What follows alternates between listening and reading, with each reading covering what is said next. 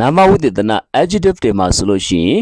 ed နဲ့ဆုံးတဲ့နာမဝိသေသနရှိတယ်နောက်ပြီးတစ်ခါကျွန်တော်တို့ဒီ ing နဲ့ဆုံးတဲ့နာမဝိသေသနရှိတယ်ပေါ့နော်ဒီနှစ်ခုဟာကျွန်တော်တို့ဒီတောင်းတဲ့အခါမှာဒီအဓိပ္ပာယ်မတူတာကိုတွေ့ရပါတယ်အဲ့တော့ကျွန်တော်တို့ဒီမှာဆိုတော့အဲ့တော့ ed နဲ့ဆုံးတဲ့နာမဝိသေသနကိုကျွန်တော်အရင်ကြည့်အောင်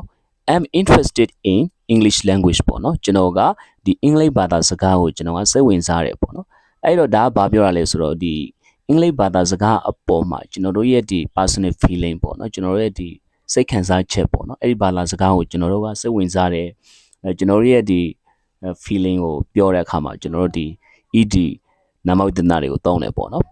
ဒါပေမဲ့ကျွန်တော်တို့ကဒီအင်္ဂလိပ်ဘာသာစကားကစိတ်ဝင်စားစရာကောင်းတယ်ပေါ့နော်အင်္ဂလိပ်ဘာသာစကားကကျွန်တော်တို့ကိုစိတ်ဝင်စားအောင်လုပ်တာလေအဲ့လိုမျိုးပြောချင်တဲ့အခါမှာကြတော့ကျွန်တော်တို့က ing နဲ့ဆုံးတဲ့ဒီနာမဝိသေသနတွေကိုသုံးရပါတယ်ဥပမာဆိုလို့ရှိရင် English language is very interesting အင်္ဂလိပ်ဘာသာစကားကအရန်စိတ်ဝင်စားစရာကောင်းတယ်ပေါ့အဲ့ဒီခါမှာကြတော့ကျွန်တော်တို့ဒီ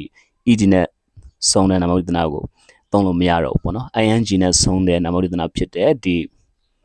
interesting ကိုသုံးရမယ် interested နဲ့သုံးလို့မရတော့ဘူးနောက်ပြီးပေါ်ရှင်းအောင်ကျွန်တော်တို့ဆက်ပြီးတော့လေ့လာကြည့်အောင်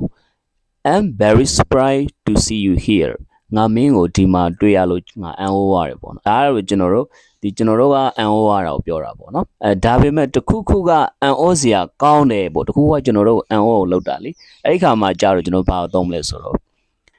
the news is very surprising ပေါ့နော်သတင်းကပေါ့ဒီသတင်းကတော့ဒီအရန်အံ့ဩစရာကောင်းတယ်ပေါ့နော်အဲ့ဒီခါမှာကျွန်တော်ဒီအဲ့ဒီ